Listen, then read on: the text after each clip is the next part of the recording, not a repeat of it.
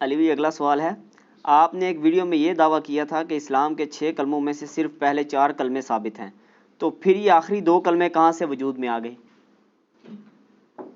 ادھر سے ہی وجود میں آیا جہاں سے باقی چیزیں وجود میں آئی ہیں۔ یہ وجود میں اس طرح آئے کہ آپ نہ ایک دفعہ کہیں کہ مرنے سے پہلے اے مسلمان کر لے اس پہ غور، کتابوں کا خدا اور ہے، بابوں کا خدا اور۔ چلیں یہی آپ لوگوں کے لیے چیک پوائنٹ ہے۔ 6 کلمے انہوں نے آپ کو ڈرا ڈرا کے یاد کرائے بچپن میں، اور یہ بتا کے کہ شادی والے دن سنے جائیں گے آپ سے، اور اگر آپ کو نہ آئے تو ووٹ ہی نہیں لبے گی، تو زنانی نہیں لبنی۔ تو یہ جو آپ کو ڈراتے رہے ہیں، آپ ذرا ان سے ہی جا کے پوچھ لیں کہ 6 کلمے لکھے کہاں ہوئے ہیں، تو وہ کسی مولانا کی کتاب اٹھائیں گے اتنی سی پتلی سی، جو وہ نیوز پیپر پہ چھپی ہوئی 68 گرام کے اوپر، وہ کہیں گے یہ لکھیں۔ ان کو کہیں نا، کتابوں کے خدا کا تعارف کرواؤ، بتاؤ قرآن میں یہ کلمہ کہاں لکھا ہوا ہے، بخاری مسلم میں کہاں لکھا ہے۔ تو میرے خیال جب آپ یہ شروع کریں گے تو آگے ہے کیا ہوتا ہے؟ اچھا پہلے اس طرح کہیں گے جن کو پتہ نہیں ہے، اور جن کو پتہ ہے نا وہ یوں کہیں گے پتہ لگ گیا کیڑے اسٹیشن تو بول رہے ہیں، تو انجینئر تو نہیں سنتا۔ اب تو یہ ہوتا ہے، پہلے وہ کہتے ہیں اب کہتے ہیں انجینئر تو نہیں سنتا۔ تو یہ 6 کلموں کا ثبوت ان سے لیں نہ جا کے، یہ کہاں پہ ہیں، کہاں سے لیے؟ دیکھیں کلمہ عربی میں کہتے ہیں جملے کو، سینٹینس کو۔ کچھ بھی آپ بولتے ہیں، سبحان اللہ بھی ایک کلمہ ہے، ایک پرفیکٹ کلمہ ہے نا، یہ کوئی محمل قسم کی ورڈنگ تو نہیں ہے۔ پاکی اللہ کے لیے، اللہ پاک ہے، اللہ اکبر، اللہ بلند و بالا ہے، اللہ کے لیے کبریائی ہے، الحمدللہ تمام تعریفیں اللہ کے لیے، یہ جملے ہیں، یہ کلمات ہیں۔ تو کلمات ہمیں یہ بتایا گیا کہ کلمہ وہ ہوتا ہے جو پڑھ کے آپ نے اسلام میں داخل ہونا ہوتا ہے، صرف وہ کلمہ نہیں، اور بھی کلمات ہیں۔ تو 6 کلمے بعض اوقات تو انہوں نے اس طرح ایمفسائز کیا ہوتا ہے کہ جس کو 6 کلمے نہیں آتے وہ مسلمان ہی نہیں ہے۔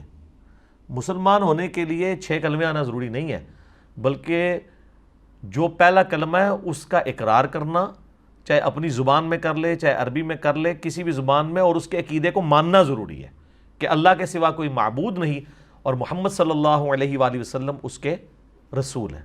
باقی اس کی ظاہر ہے کہ جو لوازمات ہیں، ضروریات دین، وہ تو پھر بہت زیادہ ہیں، کتابوں پہ ایمان، فرشتوں پہ ایمان، تقدیر کے اچھے اور برے ہونے پر ایمان، قیامت کے بعد جی اٹھنے پر ایمان، لیکن بنیادی 3 ہی عقائد ہیں، عقیدہ توحید، عقیدہ رسالت اور عقیدہ آخرت۔ تو یہ کلمات کے حوالے سے میں عرض کر دوں، اس سکیٹرڈ فارم میں قرآن و حدیث میں کلمات موجود ہیں، اور پہلے 4 کلمات ہی ثابت ہیں، آخری 2 جو ہیں یہ علماء نے خود لکھے ہیں۔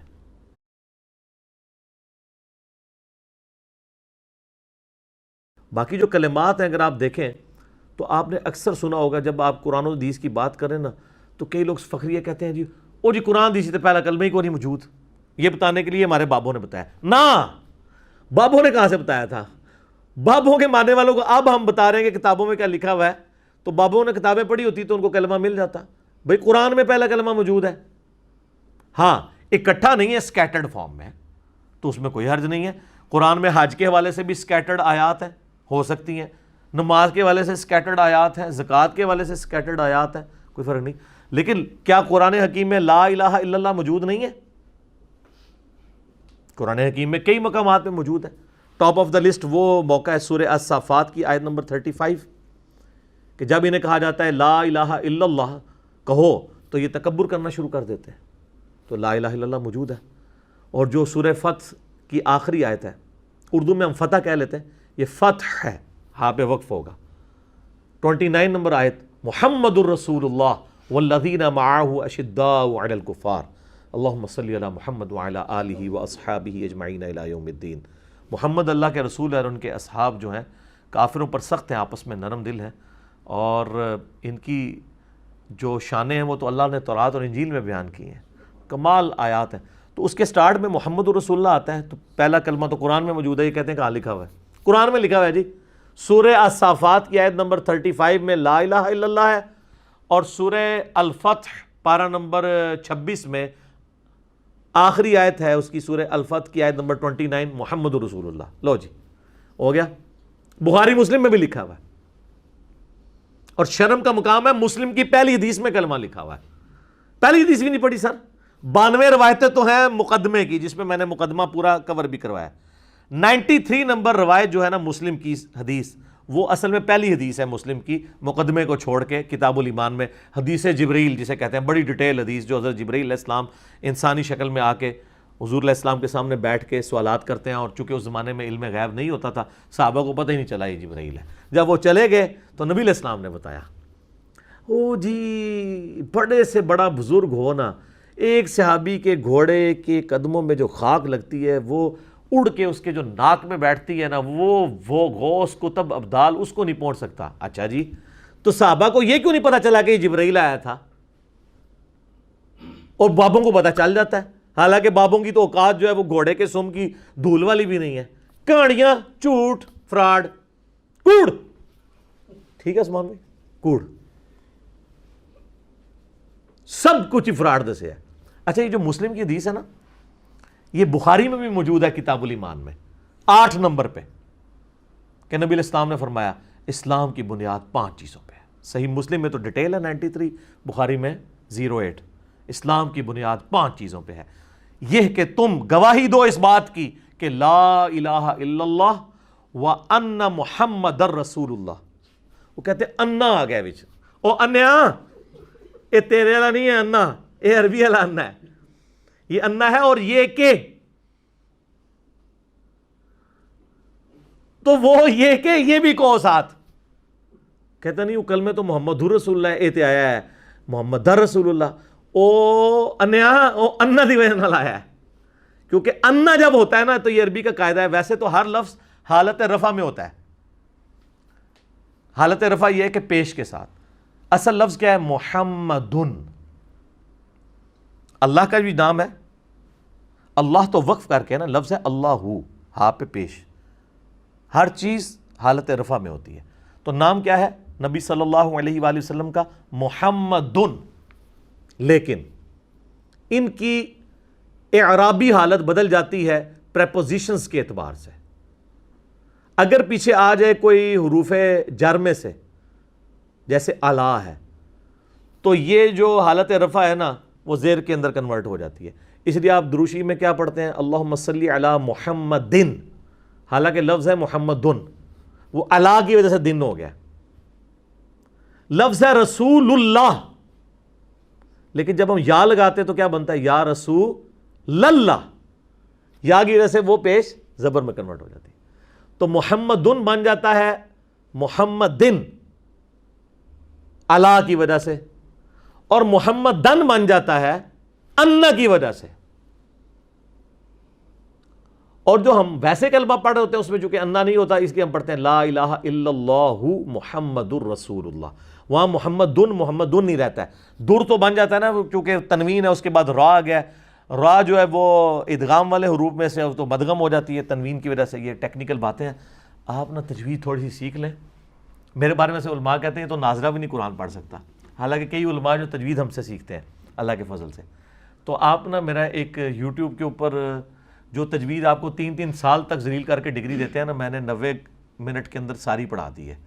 200 مسئلے آپ لکھ لیں قرآن کی عربی تجوید، انجینئر محمد علی مرزا، تو ٹاپ پہ کھل جائے گا۔ لاکھوں لوگوں نے، بہت پہلے میں نے دیکھا تھا 5 لاکھ سے زیادہ، 500,000 سے زیادہ کراس کر چکا تھا، اب تو 6-7 لاکھ تک ہو چکا ہوگا۔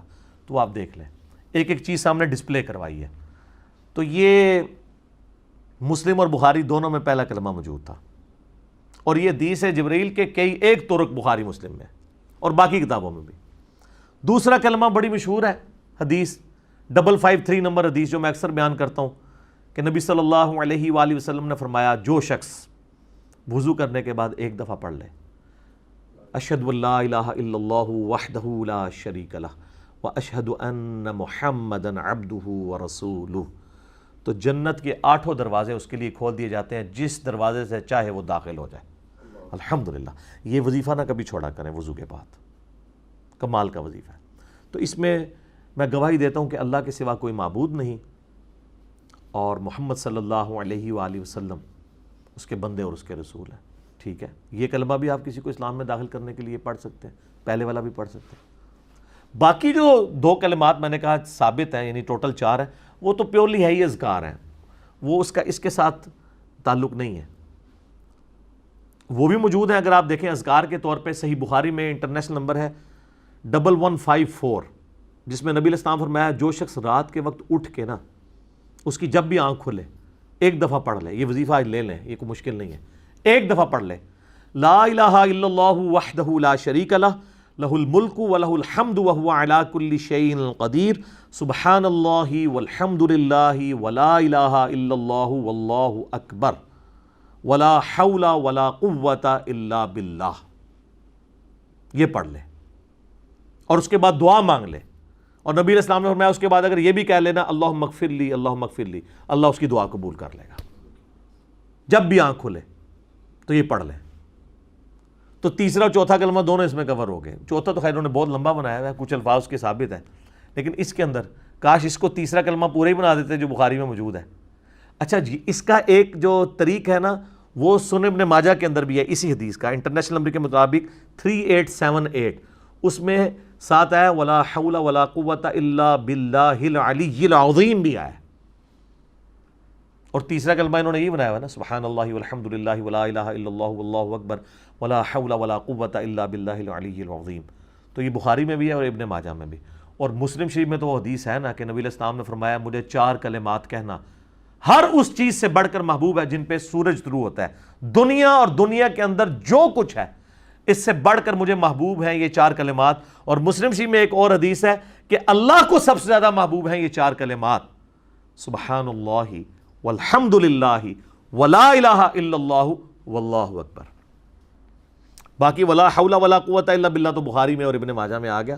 اس میں لادہ سے بخاری مسلم میں حدیثیں ہیں کہ جنت کے خزانوں میں سے ایک خزانہ مجھے اللہ نے دیا ہے لا حول ولا قوۃ الا باللہ. نہیں ہے طاقت نیکی کرنے کی اور نہ ہے ہمت گناہ سے بچنے کی مگر اس کی توفیق سے. یہ تو اتنا بڑا اسم اعظم ہے. میرا بلکہ ایک کلپ ریکارڈ ہوا ہے ماشاءاللہ, میں نے وہ بڑے پیشن سے ریکارڈ کروایا تھا کہ سب سے بہترین وظیفہ, سب سے آسان اور سب سے زیادہ وظائف والا, جو یعنی فضائل والا, جو نبی علیہ السلام نے سیدنا علی کی بہن کو تعلیم کیا تھا, بڑی بہن کو, ام ہانی کو. سنن نسائی الکبریٰ میں حدیث موجود ہے سبحان اللہ والحمد للہ ولا الہ الا اللہ واللہ اکبر. یعنی یہ جو کلمات ہیں 4 کلمات 100 دفعہ پڑھنے والا. تو اس وقت ریکارڈ ہوا تو وہ 25-30 ہزار لوگوں نے دیکھا. مجھے بڑا دکھ ہوا یار میں نے اتنی محبت سے یہ ریکارڈ کرایا ہے. ماشاءاللہ وہ 2 لاکھ کراس کرنے والا ہے یوٹیوب کے اوپر. وہ کلک کر گیا لوگوں کو. آپ جا کے لکھیں سب سے بہترین وظیفہ کرنے کے لیے, اور کوئی وظیفہ بھی نہ ہو, یہ اکٹھا بھی پڑھ سکتے ہیں علیحدہ علیحدہ کر کے بھی. اس میں نے اس کے فضائل میں کئی اور حدیثیں بتائی ہیں. ترمذی ابو داؤد میں جو صراط و تسبیح والی حدیث ہے اس میں بھی یہی کلمات آتے ہیں. تو یہ تیسرا اور چوتھا کلمہ بھی اس اعتبار سے ثابت ہے. البتہ جو چوتھے کلمے میں یہ پڑھتے ہیں نا جو یحیی و یمیت بیدہ الخیر وہو حی لا یموت ابدا ابدا ذو الجلال والاکرام. ایک حدیث ہے جامع ترمذی میں بازار میں جانے کی جو دعا ہے, اس میں الفاظ موجود ہیں. ابداً ابدا تو نہیں موجود ہے, بیدہ الخیر یحیی و یمیت وہو حی لا یموت, لیکن وہ روایت کمزور ہے. البانی صاحب نے اسے ضعیف جمع ضعیف کا فارمولہ لگا کے حسن درجے تک پہنچایا ہے, لیکن وہ روایت کمزور ہے. البتہ چونکہ کمزور روایت ہے وظیفے کے طور پہ وہ کرنا چاہتا ہے ضرور کریں, ہمیں کوئی اعتراض نہیں ہے. لیکن جامعہ ترمذی میں ایک حدیث موجود ہے جس میں آپ کو یہ چوتھا کلمہ ڈیٹیل کے ساتھ مل جائے گا, جو مسند احمد میں موجود ہے, ترمذی میں 3474, جو ہمارے اذکار کارڈ کے اوپر لکھی ہوئی ہے, گرین کارڈ پہ. گرین کارڈ پہ اس لیے کہ یہ فجر اور مغرب کے بعد آپ نے سلام پھیرنے کے بعد اپنا پاؤں بدلنے سے پہلے اسی حالت میں پڑھنا ہے 10 دفعہ. تو 10 غلام آزاد کرنے کا ثواب ملے گا, اور دن اور رات میں ہر چیز کے اگینسٹ اللہ تعالیٰ آپ کی حفاظت کرے گا. لا الہ الا اللہ وحدہ لا شریک لہ لہ الملک ولہ الحمد بیدہ الخیر یحیی و یمیت وہو علی کل شیء قدیر. تو یہ چوتھے کلمہ. ویسے تو بخاری مسلم میں حدیث ہے صرف اتنا ہی, لا الہ الا اللہ وحدہ لا شریک لہ لہ الملک ولہ الحمد وہو علی کل شیء قدیر. کوئی 100 دفعہ پڑھ لے تو نبی علیہ السلام نے فرمایا قیامت والے دن کوئی شخص اس سے بڑھ کے عمل نہیں لا سکتا سوائے اس شخص کے جس نے یہی کلمہ اس سے زیادہ پڑھ لیا ہو. یہ پڑھو گے تو تمہیں 10 غلام آزاد کرنے کا ثواب ملے گا, اور پھر کتنی نیکیوں کا اور کیا کیا بشارتیں اس کے اندر موجود ہیں. تو وہ آج میرا وہ ٹاپک نہیں ہے, آپ دیکھ سکتے ہیں میں نے سنت اذکار کے اوپر جو مسئلہ نمبر 111 ABC 3 ریکارڈ کروائے ہیں. اس میں نے صبح شام کے جو ہمارے جو اذکار کارڈ ہے نا، بلو کارڈ اور گرین کارڈ، یہ آخرت کے بلو کارڈ اور گرین کارڈ، یہ جو آخرت کا بلو کارڈ ہے وہ ہے صبح شام کے سنت اذکار. آپ کا ویسے بلو کارڈ جو ہے نا وہ یورپین یونین کا جو ورک پرمٹ ہے اس کو بلو کارڈ کہتے ہیں. اور آخرت کا گرین کارڈ ہے ہمارا صبح و شام فرض نماز کے بعد سنت اذکار. جو آپ کا دنیا کا گرین کارڈ جو ہے وہ امریکہ کی نیشنلٹی ہے. تو یہ آپ ڈاؤن لوڈ کریں فری. ahlsunnatpak.com سے پروفیشنل PDF ہے، ایپ بھی اس کی بنی ہوئی ہے. ہماری ڈاک میں بھی آپ منگوا سکتے ہیں رابطہ کر کے. صبح 9 سے لے کے شام 5 بجے تک کال کر سکتے ہیں. +923215900162. پاکستان سے کریں گے تو 032159000162 ہمارا نمبر ہے. تو یہ اذکار کارڈ، بلکہ میں نے یہ بلو کارڈ کو پھر مختصر کر کے ایک اورنج کارڈ بھی، جادو ٹونا، وبائی امراض اور قدرتی حادثات سے بچنے کے 5 وظائف، جو بلو کارڈ کے صبح شام کے اذکار میں سے میں نے 5 نکالے تھے، وہ بھی یہ علیحدہ سے ہے. یہ ساری چیزیں آپ منگوا سکتے ہیں اور فری آپ ڈاؤن لوڈ کر سکتے ہیں. اب تو PDF کا دور ہے تو وہ آپ کریں. تو یہ پہلے 4 کلمات تو ثابت ہیں، آخری 2 جو ہیں وہ علماء نے مل بیٹھ کے کوئی لکھا ہے. جس طرح انہوں نے وہ طواف کی دعائیں لکھ دی ہیں. اندازہ کریں اتنی لمبی لمبی دعائیں طواف کی لکھی ہوئی ہیں، اور لوگ بیچارے کتابیں لے کے وہ پڑھ رہے ہوتے ہیں، ان کو یہ پتہ ہی نہیں وہ پڑھ رہے بھی کیا ہیں. طواف کی صرف ایک دعا ہے جو سنن نبی داؤد میں آئی ہے، رکن یمانی سے حجر اسود کے دوران، وہ جو مستجاب دیوار سے گزرتے ہوئے پڑھنی ہے. ربنا آتنا فی الدنیا حسنہ وفی الآخرۃ حسنۃ وقنا عذاب النار. باقی جو مرضی آپ پڑھتے رہے. وہ انہوں نے اتنی لمبی لمبی چکروں کی دعائیں ہیں، اور لوگ بیچارے وہ کوشش کر رہے ہوتے، چکر کبھی سلو بھی کر دیتے ہیں کہ مکی نہیں میری دعا. وہ ثابت ہی نہیں ہے.